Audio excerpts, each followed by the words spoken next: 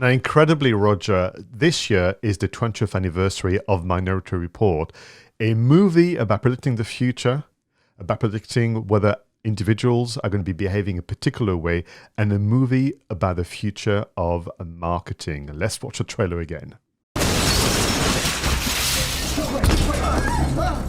Look at me.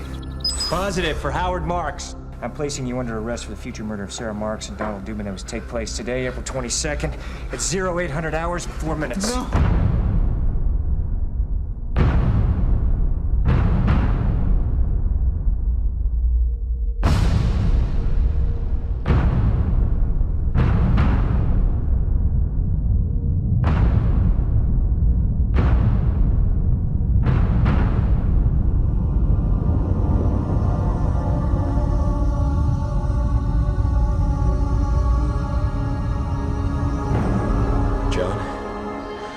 Don't run. Everybody runs, Fletch.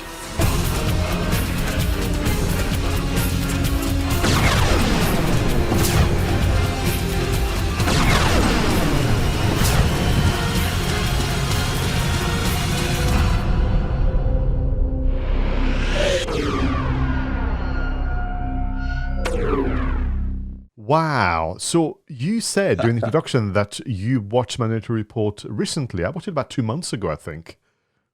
Yeah, we watched it last night. Wow. Trying to think about, we did originally own the DVD, and I did search through our pile of DVDs, but I couldn't find it. So I've either lost it, sold it, or lent it to somebody who's never given it me back. So we did have to go and find it online, and pay to watch it. But what an incredible film. I just forgotten how good it is. Obviously directed by Steven Spielberg and starring Tom Cruise. Those are two of the biggest movie heavyweights of all time. But I'd forgotten about the visual style of the film, very sort of bright and silvery and almost washed out in certain aspects. Incredibly detailed plot. On the face of it, it's a police procedural, but it's a police procedural set in 2054. But the most fascinating thing about it is that there's all sorts of technologies which are introduced around advertising and around surveillance and around data and around privacy, which at the time were obviously just predictions that Steven Spielberg and the team were making about what the future might hold. But when you watch it again 20 years later, you're sitting there thinking, my goodness, so much of this has actually come true. So not only do you get an incredible film to watch purely from the entertainment point of view, but from a film marketing point of view, you get the double whammy, because not only can we talk about how they marketed the film to people, but within the film there's a whole narrative that we could talk about for hours about how marketing is developing and how technology might allow things to become even more intrusive than perhaps things are now. Oh, I'm really pleased that you had such a blast watching it again. For us, it was one of those where we thought, what can we watch today? And I just said, I wouldn't mind watching Minority Report again, because it's such a complex story. And we mentioned, obviously, the marketing challenge of the producers, the financiers wanted a summer blockbuster for the family. But what it got really was a very, what I call, adult story. You talk about the look and feel of the movie, but the tone is dark. This is looking at child abduction. This is looking at the character played by Tom Cruise, literally with a broken down marriage, a drug user, but head of an agency that is using the power of the precogs to essentially accuse people of a murder they have not committed just yet, of everything that comes with it. And for me, I don't think it's been done again since also. There's been, tons of sci-fi movies produced over the last 20 years, but one that is a real science fiction, which is about inviting you to ask questions, inviting you to think, well, what would I do in that situation? But also doing a fair job, as you mentioned, to predict where things are going. And the way in which Steven Spielberg has approached it by actually organizing a think tank summit Yeah. to invite people from all different industries and sector in terms of what we're going to do about our future society. It is a really testament to their work as well as storytellers. Yeah, and I think that that was the key to it. They spent a lot of time trying to visualize what they thought the future would be like, but they didn't go so far off the wall. They kept it rooted in the reality of the time. So from 10 years ago, they just pushed it a little bit further out, didn't they? And therefore, what they came up with was something which was maybe a natural progression. And that's why it's so amazing to watch this film now and think, gosh, so much of this has sort of come true. I mean, this was before the iPhone, this was before the Android phone, this was before mobile phones became big, I guess.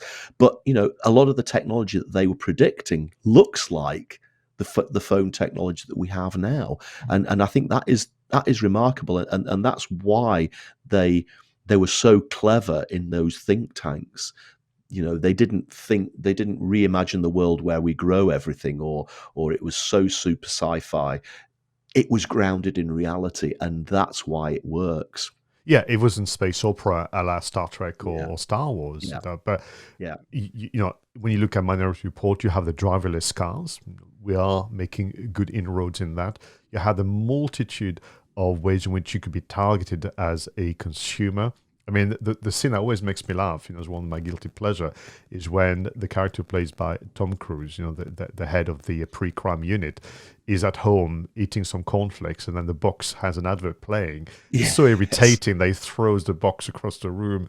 And I'm thinking, well, yeah, anyone would do that. It's so annoying. So there was also that element of, it's clever, it's targeted, the way you could read your face, the way you could read your eyes, and then send you or read out to you a personal message about buying the next bit of clothing or the next perfume. But that invasion and that intrusion, and in the case of obviously its character, John Anderton, to be able to sneak into places but to forever being recognized because of the surveillance is also very interesting. And again, we in the UK particularly, we live in a surveillance-heavy society. There are CCTV cameras on pretty much every wall and every corner and every street.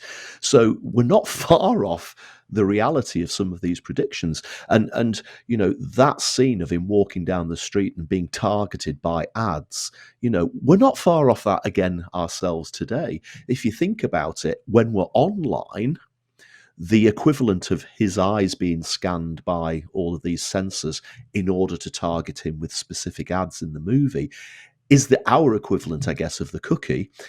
So that's why we get targeted ads based upon our preferences when we go onto Facebook. I'll go and have a look at a website for a hotel resort in Barbados, say, and then lo and behold, the next time I go onto Facebook, there in the adverts bit is an advert for a hotel in Barbados. That's what's happening in this film, except it's based upon the eyes.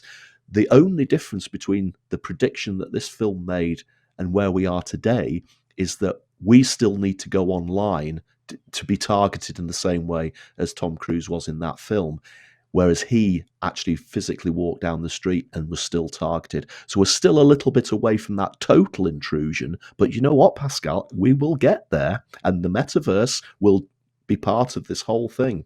Absolutely. Just to close on the film itself and the production.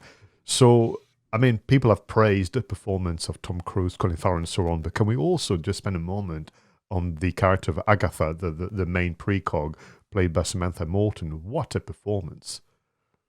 Yeah, I mean, she's remarkable, and a UK actress, I think. Correct. She's very she's developed an incredibly good career, mainly on TV, I think, but she's been in some extremely iconic TV series over the years. So it's great to see her, in her early days in this movie.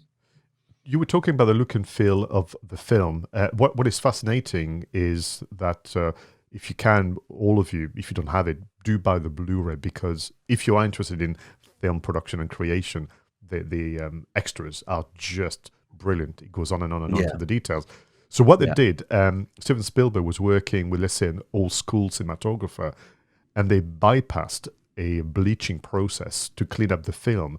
So it wasn't actually like you do nowadays, where you would add something to a digital file. This is film. Yeah. And they just bypassed the bleaching process to just retain some element of essentially slightly silverish and give it that amazing coloration. And just final trivia, only because I'm a comedy movie nerd when it comes to Minority Report and Spielberg's work, as you know, the precog, the three.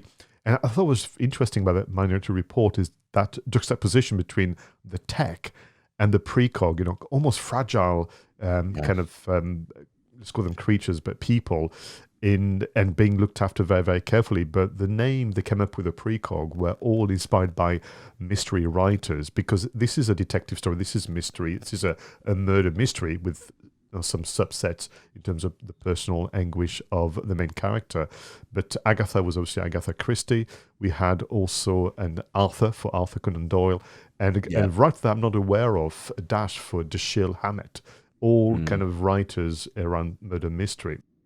Let's talk about the marketing, and I kind of gave it away a bit, this challenge of the producers wanted another Spielberg blockbuster for the whole family to go to, but in fact it was a adult movie because the dark story and the action is there, but there's not always a lot of action. It's really that story being delivered over the course of a couple of hours. And that makes it difficult, doesn't it? Yeah, and it was quite hard to do research on the actual marketing of this film. And from what I can gather, Pascal, they didn't really do a great deal. They relied purely on the two names, Spielberg and Cruise. And that they almost thought that was enough to draw the crowds, because Spielberg plus Cruise equals blockbuster. It's almost like an equation of the film industry, isn't it? And that's why Cruise, Spielberg was the focus of the posters, many different posters, and the trailer that we enjoyed a few moments ago. Now, the taglines, there was I don't think I've ever seen as many taglines for a film before. But what would you do if you were accused of a murder you had not committed yet? Everybody runs. The system is perfect until it comes after you. Get ready to run. And there was at least 10 more, which I haven't written down here.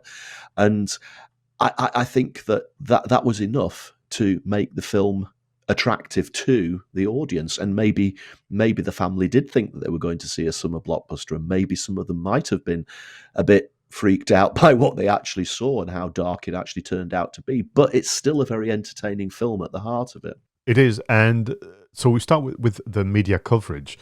There was three hooks almost for this film. One was the achievement from the technical point of view and look and feel, as you've mentioned. Then there was this almost kind of rejoicing in the future tech. Look, what life would look like thanks to Spielberg and his colleagues.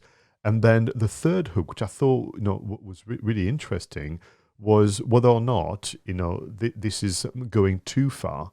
And what is interesting is even today there would be people writing articles looking at whether or not the prediction made by Spielberg and his production team were indeed correct. So this is a movie that people talk about over and over again. The video clip of Tom Cruise going through the shopping mall is played all the time at conferences and webinars and so on. And I'm not criticizing, because I think it's so riveting and so rich in kind of reactions and storytelling. So there was different ways which they could talk about the film. But just to show you how harsh Hollywood is, when it was time for to do the press junket, so go around the world, different festivals. We were lucky in the UK. We had a premiere of Minority Report with Tom Cruise there to salute the fans and do a number of things. There was one thing that they did say to Spielberg, "No, that's okay. You don't have to go." And when Spielberg asked why, he said, "Well, AI didn't really work, did it? So now we'll send Tom, but you can stay home." And that's just like, this is Steven Spielberg we are talking about. But this is how harsh, the financiers and producers can be about their decision making. There was one kind of story that made the the news in the US, which was around this idea of surveillance. This idea of you said the UK has got the gold medal in terms of the number of CCTV cameras. So when people went to the premiere in the US, they were being tracked by cameras everywhere, and they could check, what footage was being told. So that allowed people to talk about it. But that was before social media. So all you could do is get that covered by press, radio, and TV. Yeah. And do you know what? One of the things that really stands out in this film, and you can't help but notice it, is the product placement is absolutely off the scale. I mean, you mentioned Gap already. Walking into Gap and the computer generated image comes up and says, "Hey, how did you enjoy the top you bought 6 months ago?" Blah blah blah. Again, highlighting the intrusive nature of adverts. And you know what I always say: engage, don't enrage. But a lot of the adverts that these people are being subjected to in the film are enraging. I would be driven completely mad by them. But what I didn't know, Pascal, is that Spielberg effectively almost pioneered brand promotions in movies, going right back to E.T. when he was featuring Reese's Pieces, which were sweets. But in this film, there's at least 15, probably more, massive brands which get product placement. Gap, I've already mentioned, Burger King, Lexus, Nokia, Pepsi, they're all in there. And apparently, this contributed nearly a quarter of the whole of the budget of the film was derived from those product placements. Yeah, and talking about budget, once again, the way in which a movie can be talked about, people were talking about Spielberg and Tom Cruise actually declining getting payment or a fee for making the film. Instead, they wanted a percentage of the profit, 15% each, and that you almost became that infamous 30% of the money going towards Spielberg and Cruise instead of a fee. And I think that was probably a very wise decision, because that movie at the time, both in terms of cinema but also DVD and Blu-ray, did make a lot of money. Yeah, and so I think the lessons for me from watching this film again almost reaffirms my belief that a lot of marketing that we see today is intrusive and annoying. Those pop-ups that cover over what you're trying to read on a website, that's the equivalent of walking down the street and having an advert shouting your name. It's as bad as that. And as marketers, I've always said it's a real privilege we have to communicate with our customers and to tell our customers how we can help them with our products, but we shouldn't abuse that privilege. And it's 20 years old, but this film still makes some extremely important lessons for marketers like you and I. And I guess the one thing that I just wanted to finish my opinions on is that whole idea again of having a think tank, thinking about the way things may turn out, but remembering to ground it in reality. And I think Steven Spielberg actually said at the start of those think tanks, I wanted all the toys to come true someday. And think about how many of them effectively have come true. That's visionary. That is visionary. Visionary. For me, there's two standout scenes in Minority Report in terms of I want this.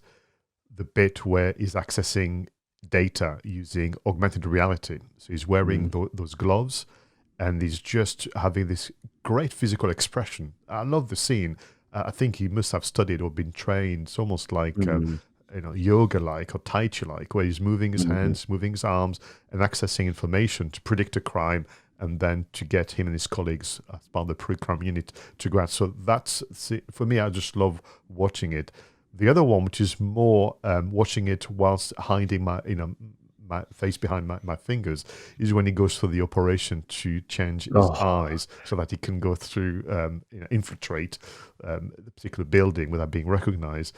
And it's just horrible to watch. And of course, just to build the pressure the way Spielberg knows how to, that's when they send the drones to these little spiders to look for him. Yeah, I mean, that scene, I remember Trisha said last night, "I couldn't watch this at the cinema 20 years ago, and I can't watch it again tonight." It's a really harrowing scene. But, I mean, again, those little spiders, absolutely incredible. And that is such a tense scene. And yet those animated spiders are so small, and yet they create so much menace. It's brilliant storytelling. Absolutely. We could go on for quite some time talking about We Minority could. Report and so on, but we must find a way to bring this episode of Two Geeks Marketing Podcast to an end. So thank you so much for listening and watching episode 66. Until the next one, go out there and make sure your marketing is done right. He was Roger Edwards and I was Pascal Fintoni. Bye for now.